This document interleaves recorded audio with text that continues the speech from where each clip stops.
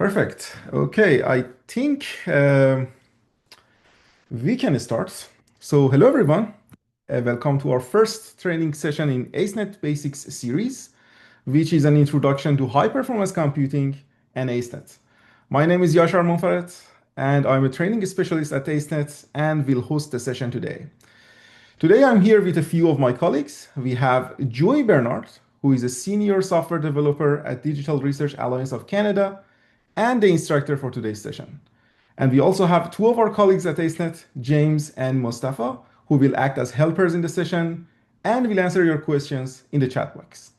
I would like to begin by acknowledging that I am working and streaming today in Mi'kma'ki, the ancestral and unceded territory of Mi'kmaq people. I acknowledge this land not only in thanks to the indigenous communities who have held relationship with this land for generations, but also in recognition of the historical and ongoing legacy of colonialism. If you haven't heard of ACENET before, we are a nonprofit organization funded by government and member institutions with a mandate to support researchers at Canadian academic institutions and industry in their use of advanced digital tools and technologies, especially the national digital research infrastructure in Canada. Training is a big part of our work, offering a variety of workshops, most with a live coding component like what you see in the next couple of sessions. And we strongly encourage everybody to code along when it is possible throughout the next workshops, as it is a big part of the learning experience. Please show respect to everyone in the meeting, fellow participants, helpers, and the instructor. I will now quickly go over some basics of the tools that we will use in this workshop through Zoom. Please mute your mic to reduce distractions and background noise. Whether you want to turn on or off your video is your choice. Next part is about using reactions. We use this to interact with you in the session to find out how things are going or if you need any help. Reactions can be found in the toolbar or under More. Please use the green check mark if everything is going well, or red X if something is wrong or if you need help. If you have any questions throughout the session, please type them into the chat. We offer one-on-one support in the next workshops if you want in the breakout room with a helper, but we encourage asking questions to the whole group when it is possible. You can also private message to the helpers for the individual support, but please do not send a private message to the instructor as he will be busy teaching and cannot respond to your questions. And finally, please do not interrupt the instructor. Instead, write in the chat and the host will interrupt the instructor if it is necessary. I'm sure we will have a great session today. And with that being said, I would like to invite Joey to start the session. Joey, the floor is yours. Thanks so much. I'd like to start off by just thanking everybody for taking some time out of their lunch to come and listen to me talk about ACENET and all the things that ACENET can provide. And I may seem a little bit of an odd choice to be presenting this session, as I'm actually an employee of the Digital Research Alliance of Canada, but I had been an employee with ACENET for quite a long time, and they allowed me to come back and do the fun stuff, which is coming and giving these types of sessions. So I'm more than happy to come and do these kinds of things. And Yashar mentioned that the use of the thumbs up or the green check mark. I keep forgetting the different. So a green check mark and a red X. Different platforms use different things. Yep. And so those are really, really handy for the next 3 sessions where you're going to be doing things along with the instructors. And so actually we'll practice that right now. If I could get either a check mark or an X for who has already heard about ACENET, even if it was just passing in the hallway.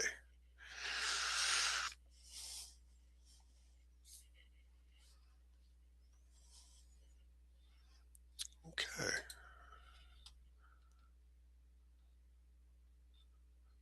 Okay, so actually quite a few of you have already heard of ACENET. And alongside that, so How many have already heard anything about the Digital Research Alliance of Canada?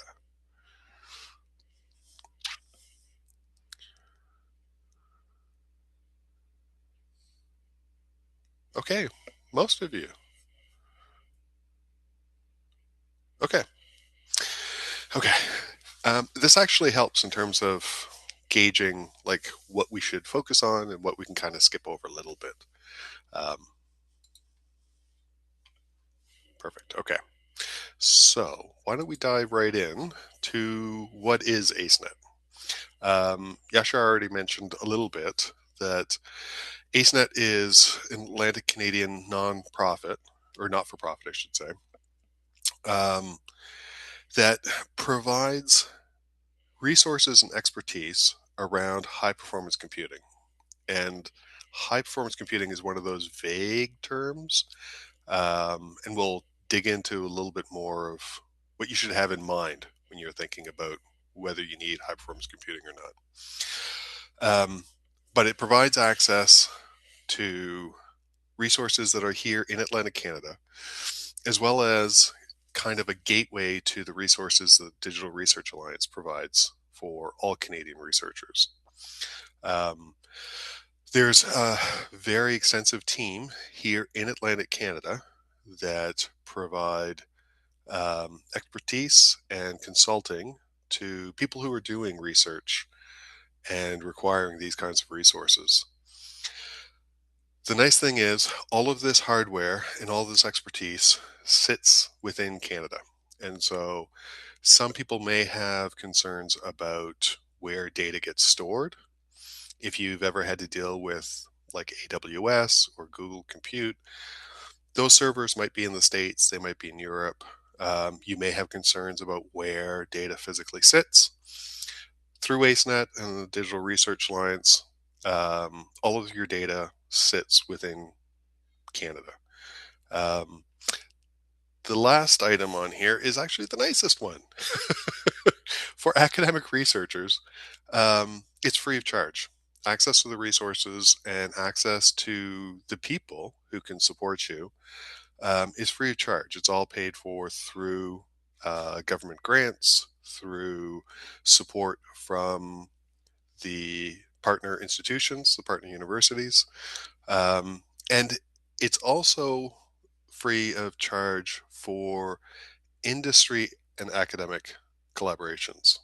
And so if you're an academic and working with somebody in industry, you would still have access to these resources. And so the institutional partners are essentially, I'm trying to see if the list has gotten bigger since the last time I looked at the slide. It's essentially all of the academic institutions in Atlantic Canada. Um, if your institution doesn't happen to be a partner of ACENET, um, that doesn't matter because ACENET is mandated to provide support to all academics in Atlantic Canada. And so you would still be perfectly eligible to get an account and to use um, the folks that work at ACENET for consulting and support.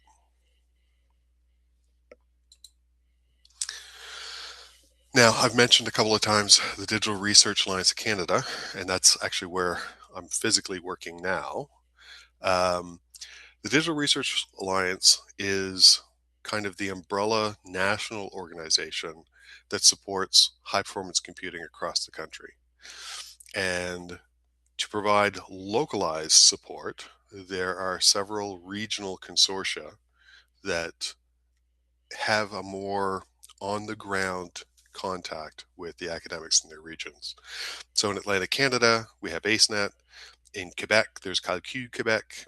In Ontario, Ontario is a little bit of an odd duck. There's Compute Ontario, but then there are still older organizations like SharkNet and SciNet that kind of reside under Compute Ontario.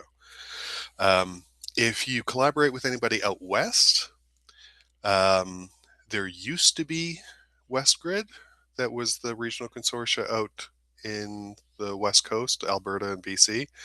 That no longer exists. So they usually get their support directly from staff at their universities. Just if you happen to be collaborating with somebody out west and realize that their system is a little bit different than what we have here. But because of that, um, we have a lot of cross fertilization that happens between all of the various groups across the country. And so we have access to the folks at Compute Ontario and at Kaku, Quebec, and out west. And so if you have a very specific need, a very specific question that maybe we might not have an immediate answer to, we have very good relationships with all the other groups and usually can find someone who's an expert in whatever field it is that you're researching. So it's well worth bringing up any kind of questions that you might have to the folks, the support folks at ACENET. And so, what does ACENET actually provide? Um, Kind of the thing that most people think of is infrastructure, actually having access to large um, compute centers. And so there are high performance clusters. Um, yeah, sure. This is actually a question for you. How many are there in Atlantic Canada now? Is there two? Uh, I think we only Just have one. one. Basically, it's CQ, right? Other than, Okay. yeah. Yeah, I was trying to remember because it's been a little while since I accessed them. So there's one physically in Atlantic Canada, but as I mentioned, through AceNet and the Digital Research Alliance, you have access to all of the compute clusters that exist across the country. Um, Several of the clusters now have large clusters of GPUs available for people who are doing fluid dynamics or uh, any kind of AI training or image processing or anything like that. Um, there's also the access to cloud computing, and we'll talk about when you should consider cloud computing as opposed to high performance computing in a few slides. Um, Joey, I there's, think you forgot to share the slides, actually. did I? Yes. Oh my God. I've just been,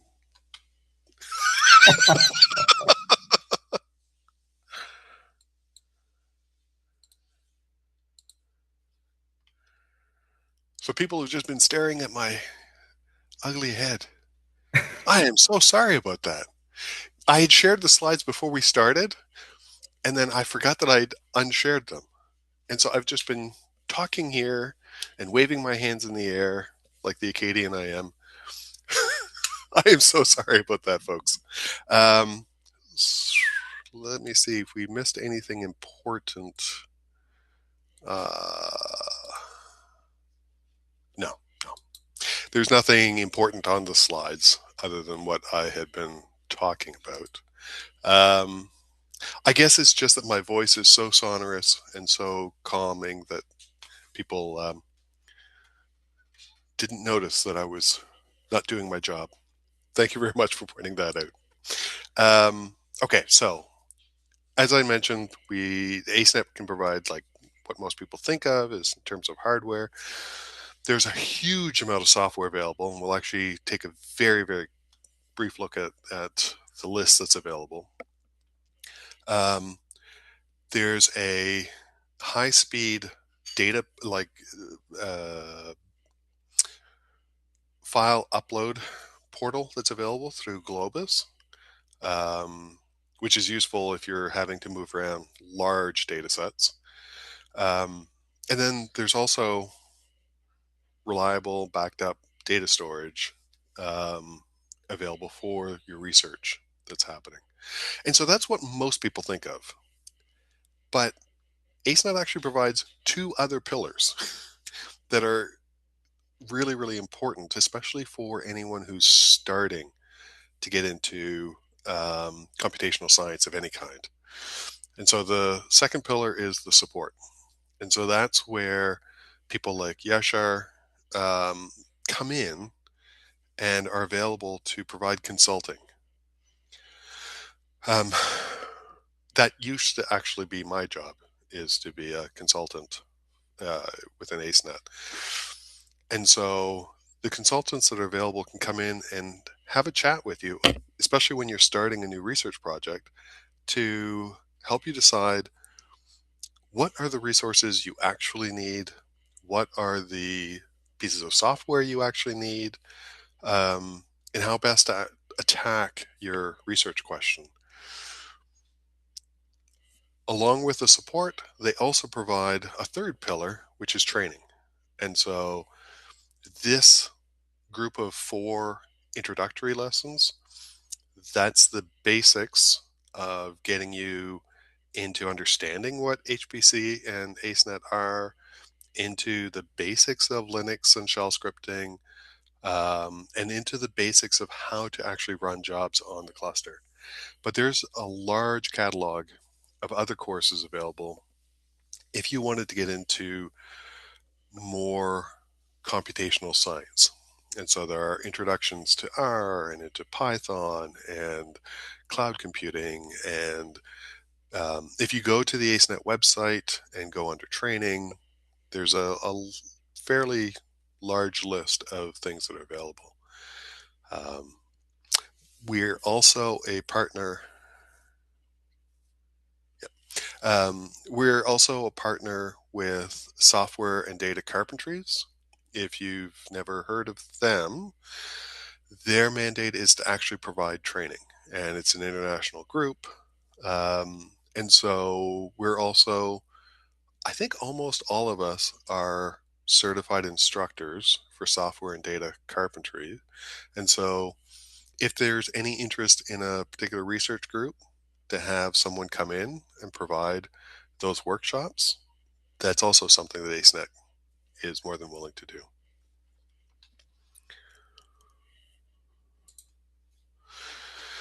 So, one of the first things that people usually need to think about when they're getting into a new research project is research data management.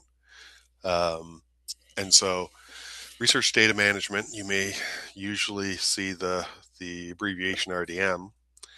Um, the support for that comes nationally through DRAC. And so DRAC has created a number of different data repositories. And so there's the Federated Research Data Repository. If you talk to people, they'll just say FERDR.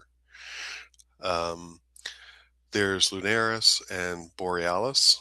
And so these are data repositories where you can actually upload data sets so that they then become available for other researchers doing maybe validation on your results, or if you're submitting a journal article to a journal that requires you to have your data sets available for review. um, One of these data repositories might be the proper choice for you to be able to have that data available publicly so that you satisfy the journal requirements. Um, there's also the DMP assistant, which is a data management planning assistant. So that's a tool through the Digital Research Alliance that helps you actually come up with a data management plan. More and more granting agencies are requiring that you actually have a data management plan in place for the data that's being collected and analyzed for your research project before you're given the grant funding. And so DRAC has come up with an online assistant that actually walks you through each of the questions that are most common when you're having to come up with a plan of how you're going to collect the data, store it, where it's going to be available, if that's a requirement of your funding agency. But it helps you make sure that you catch all of the possible questions that need to be answered if you're required to come up with a plan. There's also data management expertise and training available. So there's actually within DRAC a subgroup um, called RDM. And so they have several people who are experts in library sciences, in archiving of data. And so you will have access to those people through ACENET. And so you will have people that you can actually ask questions of. Again, depending on the research you're doing, you may have a requirement to have your data available long term. So it may need to go into some kind of long term storage. Or you may have data that's especially sensitive. And so you need to think about how that data gets stored so that it's stored safely. Through DRAC and the RDM group, you have access to people who are knowledgeable in those types of situations and can provide the consulting and the expertise that you might need for answering those types of questions. Um,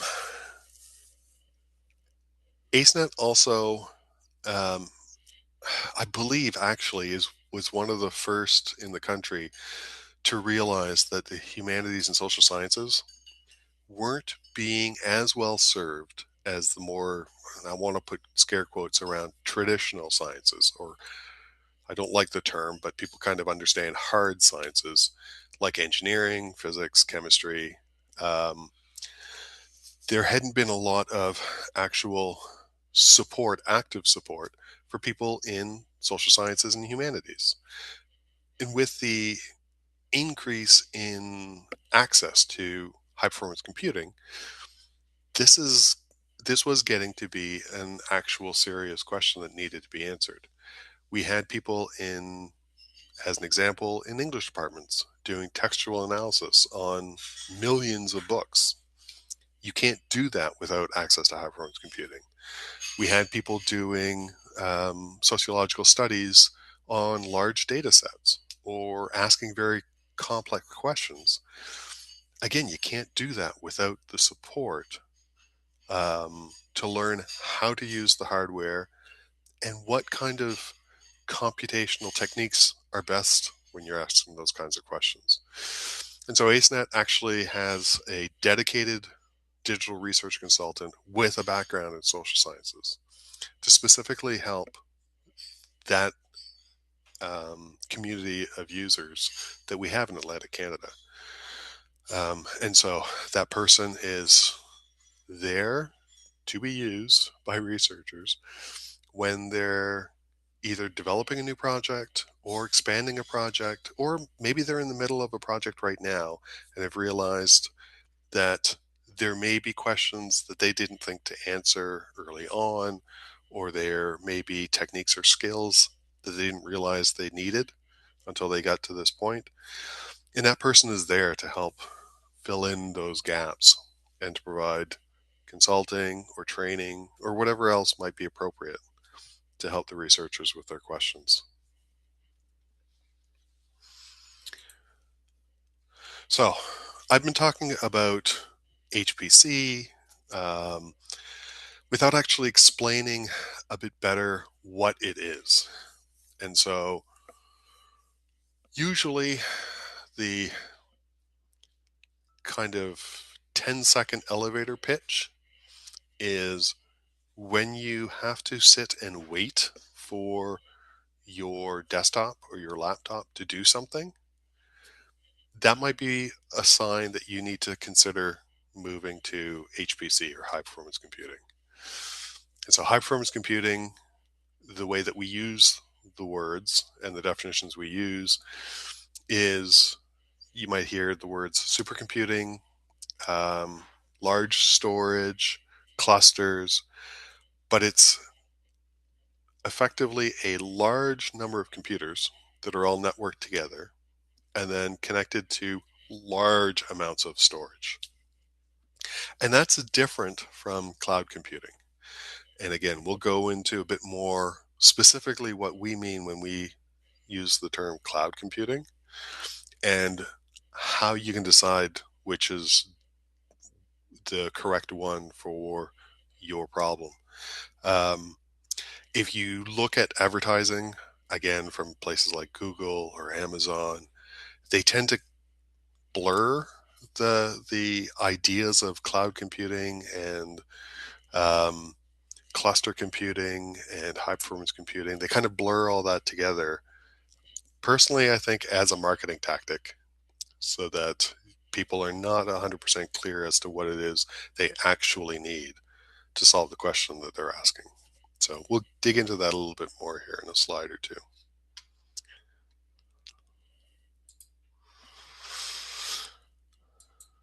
Uh, oh, yeah. So we'll just dig into this a bit more. So high performance computing used to be called supercomputing, and there's still a lot of people who use the term supercomputing. And the idea is that you use a larger number of CPUs, so central processing units, to run your problem on. And so there are different ways of doing that. Um, and I think that might be better left to a further session.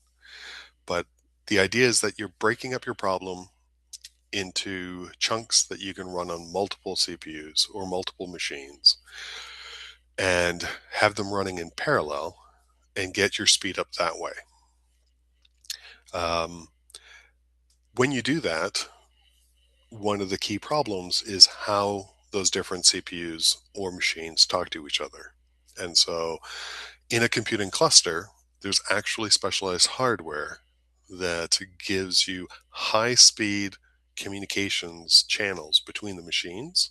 So much faster than a normal, like your household Wi-Fi, or if you're lucky and you have, networking, like actually wired networking, the communications that happens in a cluster is much, much faster than any of that.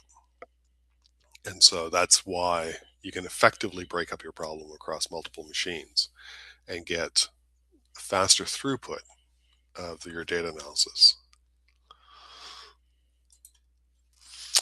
And so Cedar had been one of the largest clusters. I don't know exactly which one is the largest one now, but there are several large clusters in Canada now that you have access to.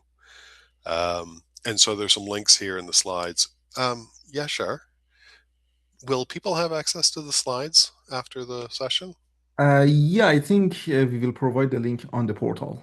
Okay, that's perfect. So we won't worry about kind of digging into these YouTube links, but there are links showing you what the clusters actually look like and how they're constructed.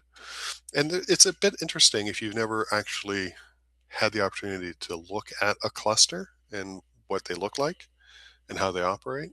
So when you get a chance to see the slides later on, it might be worth taking a couple of minutes and taking a look at what the actual hardware looks like that you'll be running your jobs on. Um, and so I've been using the term cluster, and a cluster is just a collection of physical machines that are all networked together. Um,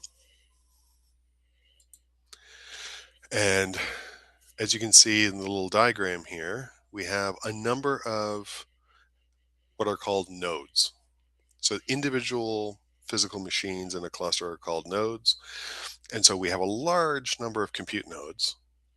And usually there will be one login node that you actually connect to push your data into the cluster, to set up your processing that needs to be run. All of that usually happens on the login node. And then from the login node, you will submit your job. And I believe it's the fourth session, we'll be talking about how to submit a job. But you'll submit your job from the login node, and then the cluster will take care of farming it out to the appropriate compute nodes and running your job for you. And so attached to that, all that compute infrastructure, there's storage. And so the way storage tends to be broken up um, in, I believe, all of the clusters, they try and make all the clusters look fairly similar so that when you log into one, you know what to expect in terms of what's available. But your storage will be divided up into home storage, which is kind of your home directory. And that's a place where you would place maybe some of the code you're developing, maybe some scripts to do like um, data cleaning or, data pre-processing. Then there's project storage, which is a larger storage space that's available to all the members of your project. And then there's scratch storage, where you have the ability to store temporary files in the middle of your processing. So let's say that, as an example, you're doing a weather prediction algorithm, and during your run, you may have to actually write out the current state of your simulation so that you can clean up your memory and go through the next step of your simulation. So that's where you would use scratch storage, because that's just files you need to write out temporarily in the middle of your data analysis or your simulation or whatever else it is that you're running on the clusters.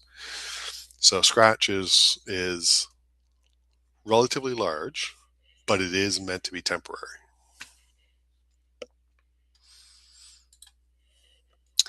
So what you do is you would, from home or from your office at the university, you would log into the login node. And I believe you cover SSH in the next session, but you would use a program like SSH to actually log into the login node. And then you would upload your data through the login node, and then it would get stored in probably your home storage, maybe your project storage. Then you would set up yourself on the login node with the parameters you need for the job that you're going to send to the cluster.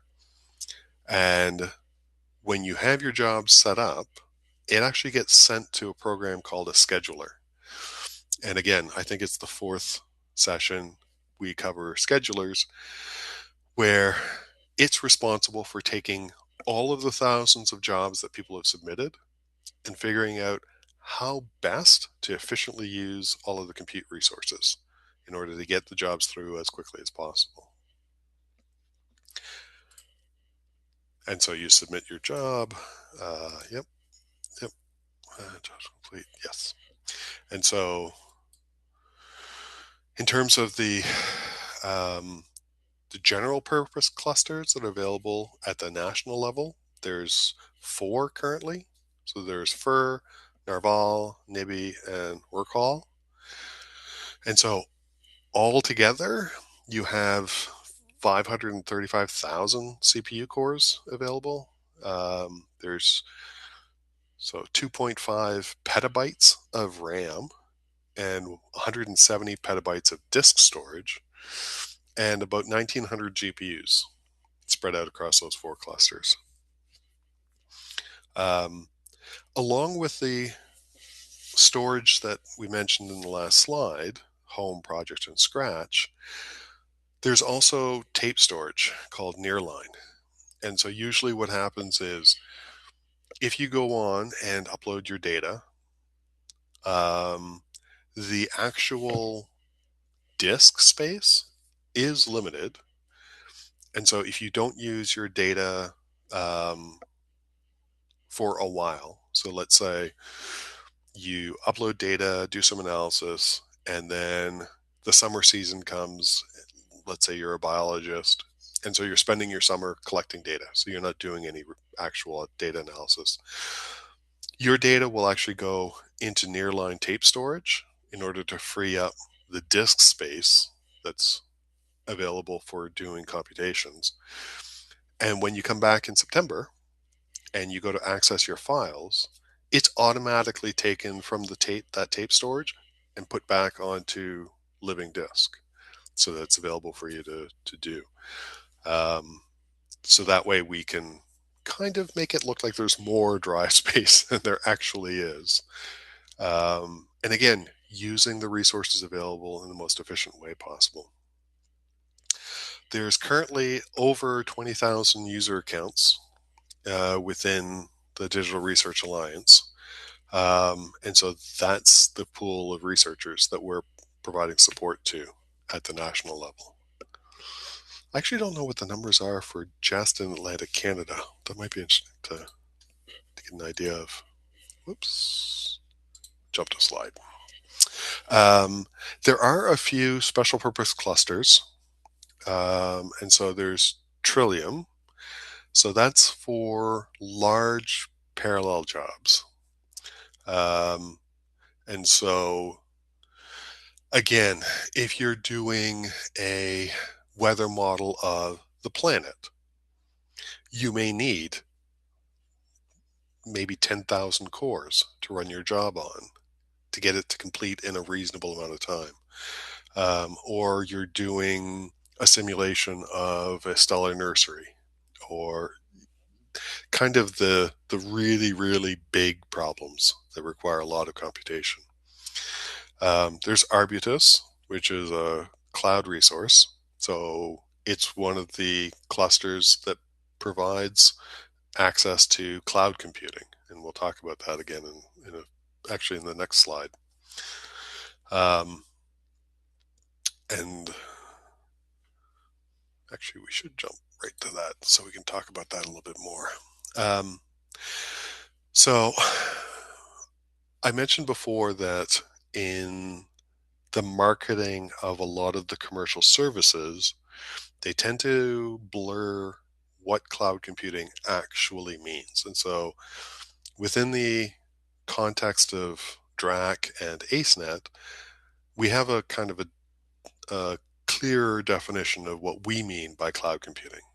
And so cloud computing is when you need to have something that is available all of the time.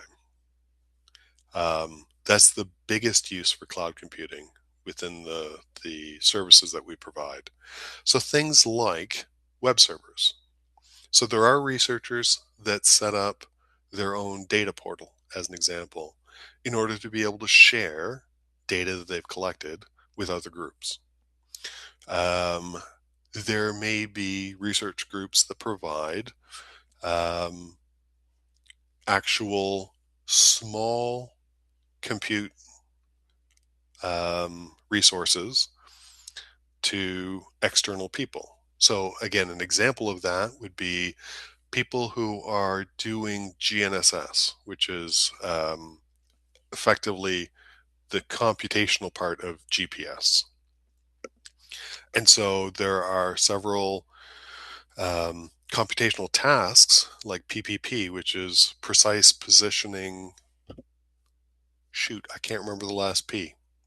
But it's when you have GPS data and you want to do some further calculations on your GPS data to get pinpoint precise positioning of where that GPS antenna was. That requires some specialized software in order to be able to do that. And not everybody has the resources or the capabilities to set that up. And so you may be a group that does that, who will set up a cloud computing um, session within DRAC to provide that service. So anything like that where you're either providing a service or providing access to data or providing, again, small computing to external people, that would be a clear use where you would want to get a cloud account within DRAC and set up a cloud computing environment. You may also have a situation where your data needs to be stored in a database. DRAC and ACENET don't provide database services that are set up for researchers to use. So in those situations, again, you would get a cloud computing resource and set up your database on that so that your whatever computations you're doing would then be able to access the database because it needs to run all the time. The other situation that you may want to have a cloud computing resource is if you are using very custom or unusual software. We'll go through briefly the list of software available. There's a lot there, but not everything. And so you may have very specific software requirements for your research question that we won't be able to satisfy by installing it on the clusters directly. And so in those situations, it may make most sense to use a cloud computing resource and set up a virtual machine there to do that computation with that very specific software. Whether that's appropriate or not is where you would reach out to the research consultants at ACENET and set up an appointment and have a chat with them to see what their opinions are in terms of whether that's the appropriate place for you to go to do your computation. Um, and so in cloud computing, what you're actually doing is getting access to a virtual machine. And so a virtual machine, if you've ever played with VirtualBox or VMware, um, or if you're on a Windows machine, you may have played with WSL, the Windows subsystem for Linux. Those are all virtual machines. So they're a virtual computer that sits on top of another computer that's running something else. So if you're doing it on your desktop, it's probably running Windows. On the clusters, in the cloud infrastructure, it's all running on Linux. Um, and so what you do is you would create a virtual machine image that gets uploaded to the cloud infrastructure at DRAC, and then you can run your web server, database, custom software, whatever it is that needs to run on the cloud infrastructure would then run in that virtual machine. Um, yeah, so this is just a wrap up of what I'd already mentioned about the types of situations where you would seriously consider using a cloud resource rather than using the standard HPC cluster. The majority of tasks are going to be better just using the HPC clusters. Um, just because you will have access to much larger amounts of storage, much larger amounts of compute resources, much larger amounts of RAM in order to do your computations in the most efficient way possible. Um, it is a bit of a mental step that people need to get over, um, to realize that using a shared resource usually is the best thing to do and not to be too concerned about maintaining control of a cloud resource. So, manage software on HPC systems. So, the Alliance has a very large stack of software available. And actually, what I might do is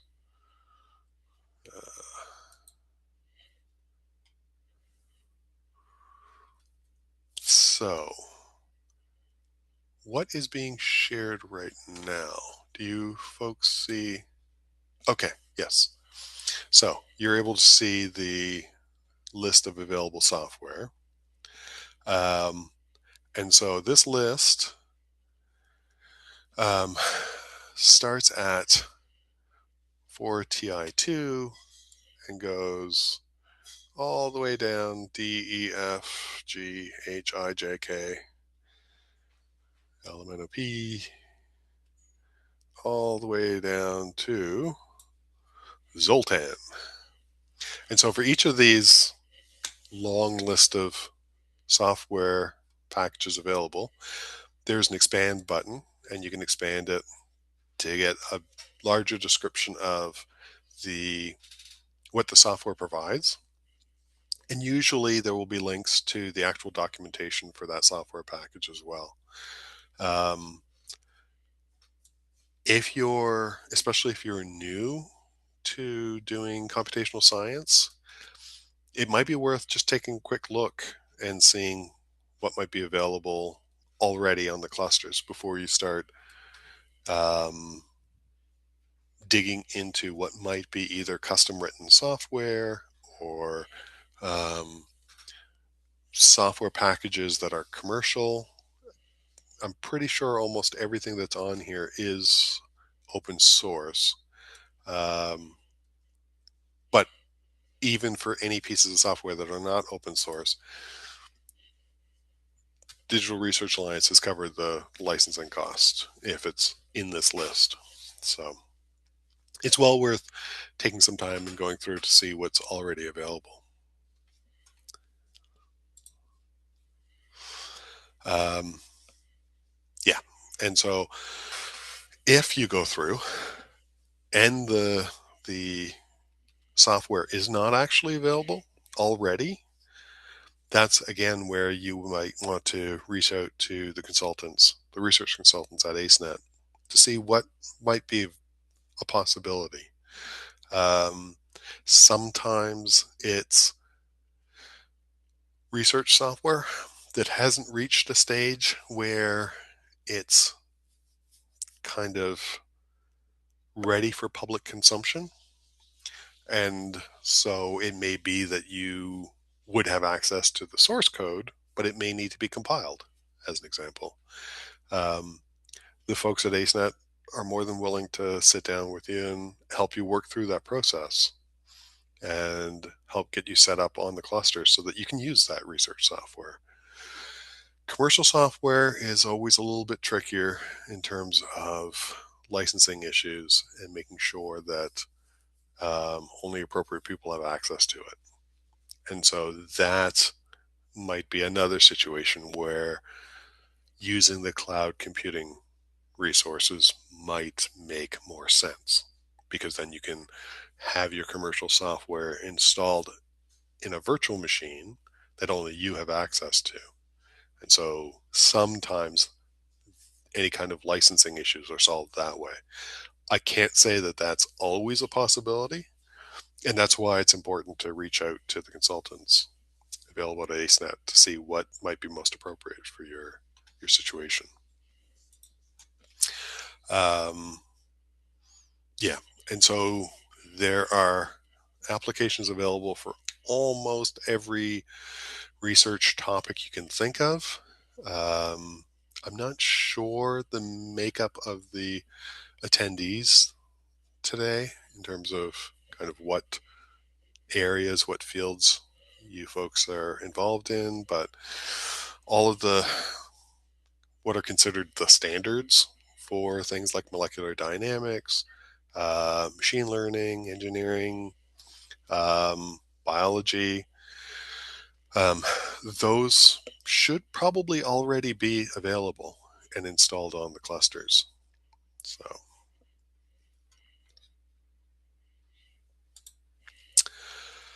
um, there's also just raw languages available. And so things like MATLAB, if there's any folks using MATLAB, um, again, that's a commercial piece of software that has licensing issues around it, but we have worked with groups to try and support them in terms of using things like that.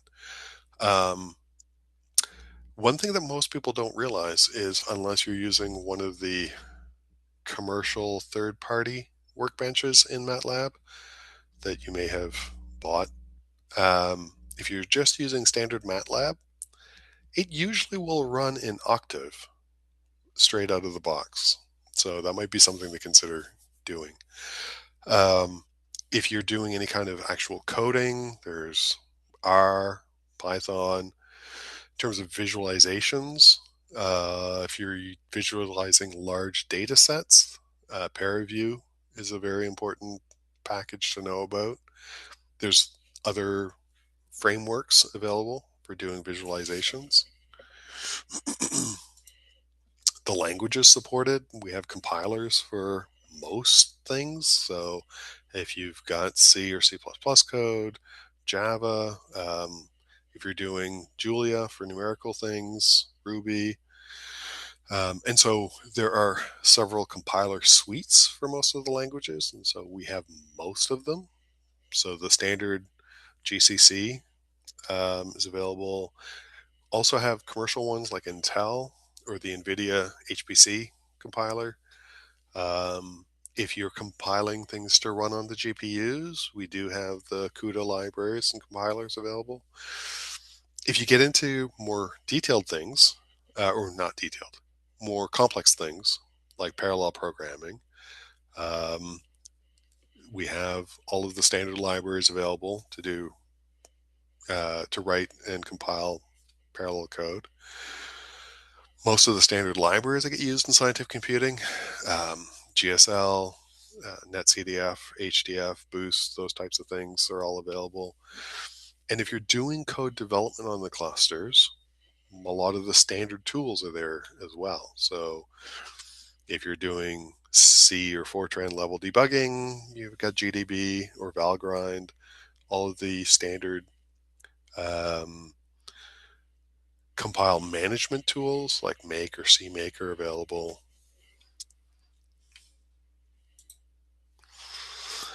Oops. Oh, I keep clicking on the wrong window. Um, okay. And so the way that the software is available on the clusters is that they are set up to be loaded using environment modules. And again, I think that's the third session in this group where we talk about how to use environment modules and how to load a module so that you will have access to whatever piece of software it is that you need to use for your job. Um, there are links to the documentation on the wiki for how to use the modules. If you aren't able to make it to again, I believe it's the third session where we cover modules. Um, so I've talked about all of the stuff that's available if you have an account, but we haven't talked about getting an account.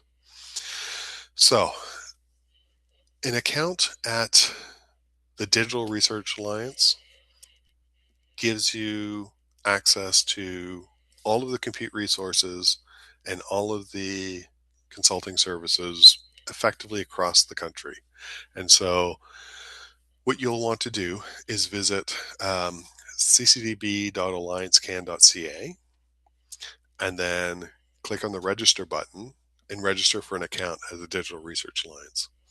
Once you've done that, you now have an account effectively with ACENET as well as all of the other regional consortia across the country. And so once you have an account, you are able to open tickets within the ticketing system. You are always welcome to email support@acenet.ca. But if you have an account, um, then you will have access to the resources in terms of the computational resources.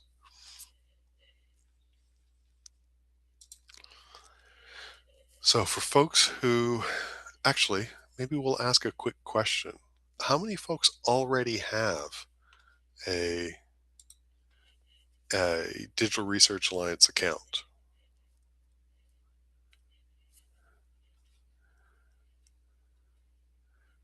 Okay, 6, 7.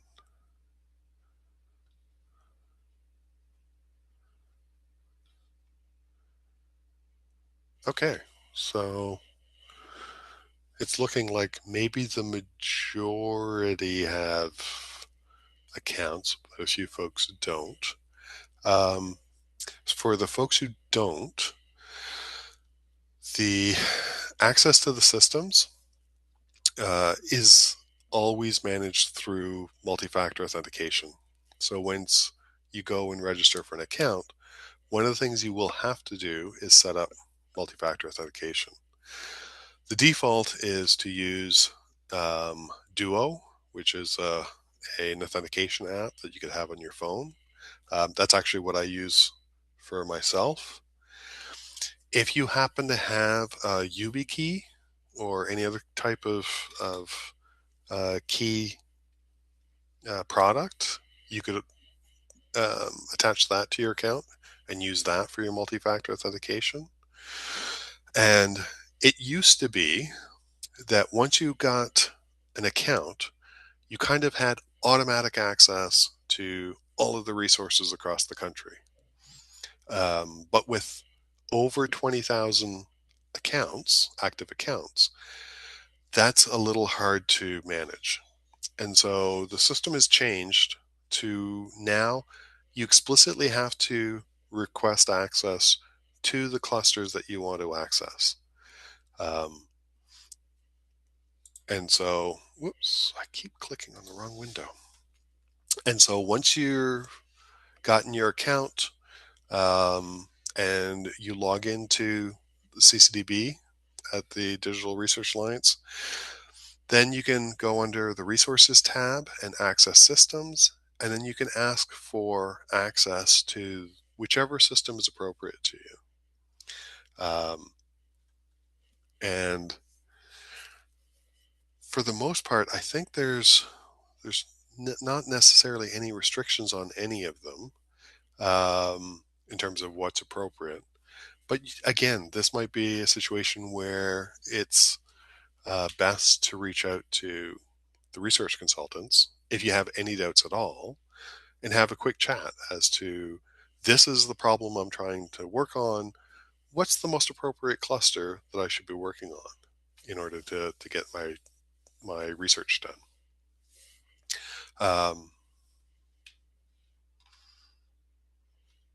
okay.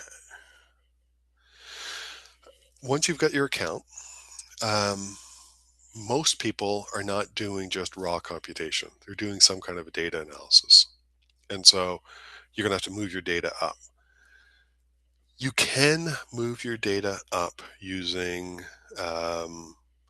command line tools like SCP or SFTP if a graphical interface is a bit more comfortable for you, or if you've got large data sets that need to be transferred up, I'd strongly suggest investigating using Globus as the tool to do that kind of data uploading into the cluster. Globus is designed to manage data transfers. And so let's say that you've got a large data set. Let's say you've got 5 terabytes of data that need to be uploaded. If you were to do it using the standard file transfer tools, physically your machine has to stay on, everything needs to stay live, your connection needs to stay up to the cluster, all through that process of uploading the files. Using a tool like Globus, it's designed to manage um, the uploading of files with the thought process that that connection might drop, the computer might get turned off, the other end might go down, and it manages all of those cases appropriately until finally all of your data is uploaded. And so if you've got 5 terabytes you need to move up and you start the upload through Globus, Globus will just continue managing that upload until all of the data is up. So if you have to shut down your machine or the power goes out or you lose your network connection, Globus manages picking that back up again and continuing the transfer. And so definitely if you've got large data sets, Don't try any kind of homespun um, processes. Just go ahead and install Globus. And there's lots of documentation on the Digital Research Alliance wiki covering how you can do that.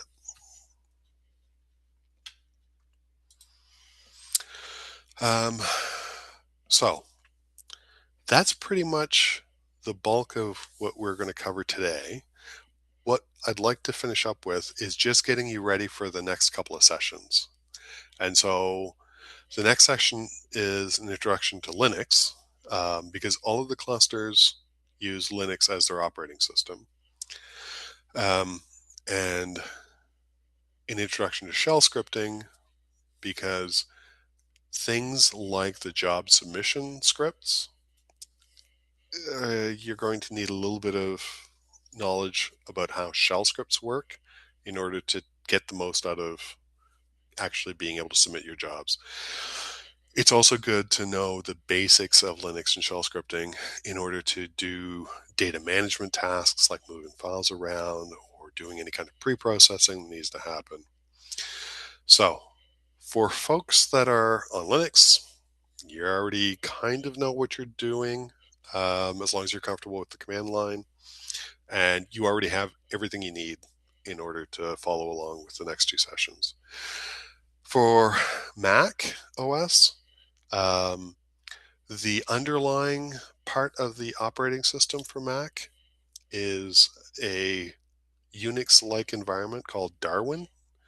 It is very, very similar to Linux. And so if you're comfortable opening up a terminal window in Mac, then again, you will already have access to everything you'll need to do the introduction to Linux and introduction to shell scripting. In terms of moving files up and down between your machine and the cluster, you can do that at the command line. But if you prefer a graphical environment, then we suggest maybe taking a look at CyberDuck to manage that.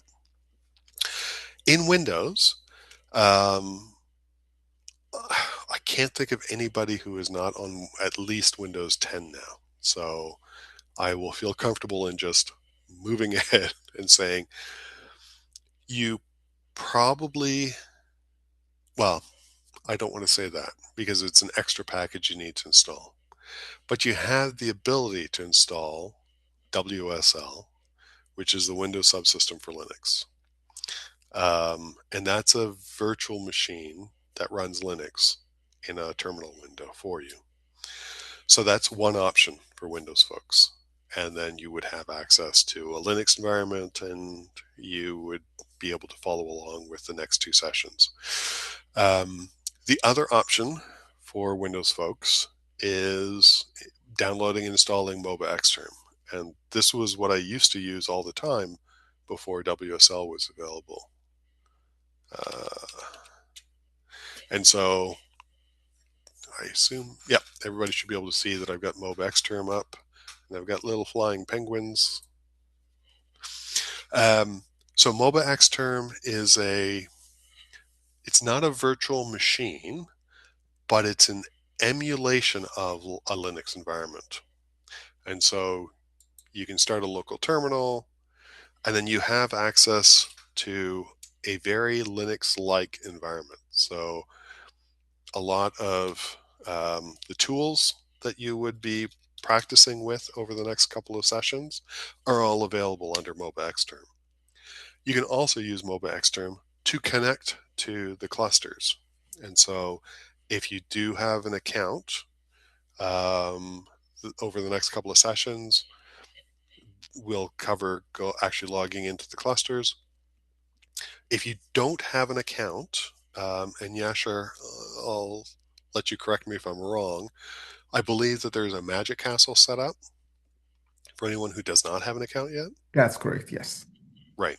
And so there's essentially a temporary Linux environment set up through a system called Magic Castle. And so if you want to attend the next several sessions and you don't have an account yet, don't worry. You'll have access to the Magic Castle as a temporary environment. where you can go and follow along with what the instructors are covering. Um, okay, back to this. Um, yeah, and if folks are installing MOBA Xterm anyways, as I mentioned, MOBA Xterm provides the ability to upload files. There's also WinSCP that also provides a different tool for uploading and downloading files to the clusters, but it does not provide uh, a Linux environment or the ability to SSH into the clusters and actually connect to the clusters and interact with them. WinSCP is strictly just for moving files up and down. So it's just something to be aware of in terms of the difference. So we've covered a lot today, and the next several sessions cover also a lot of information. There's lots of places to go for further documentation. And so the Digital Research Alliance, there's shared documentation for all of the national level resources. So you can go to docs.alliancecan.ca.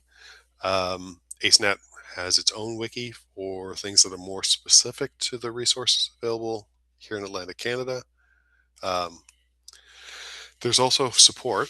And so you can send your emails for support requests to support@acenet.ca, or you can also send it to support@tech.alliancecan.ca. Everyone who works at ACENET has access to the issue tracking system that is supported by the Digital Research Alliance. That's there for all of the consortia and all of the research staff across the country. And so either one of those email addresses are good to use in terms of reaching out to the folks at ACENET. Initially, when you're just reaching out for a consultation, there's probably not a lot to include in the initial email. You're mostly looking probably to set up an appointment to have a chat. Once you start working and you run into any kind of issues or questions, this is just a general good idea when requesting support anywhere, is to provide as much detail as possible. The more detail you can provide in that initial reach out to the tech support, the faster that the folks who are answering can come up with the appropriate solution for your problem. So any kind of error messages, if you are running a job and a job fails, if you can provide the job ID for that job, um, specifically which cluster you're running on, those types of details speed up the process a lot, and get you kind of what you're looking for in terms of a resolution a lot faster. Okay, and I think that's a great place to stop. I've noticed there were some questions that came and went, but I think everybody has been good about, all the helpers have been good about responding to those. But I'm going to open it up to everyone who's attending today. If there are any other questions or any comments or anything else that people have.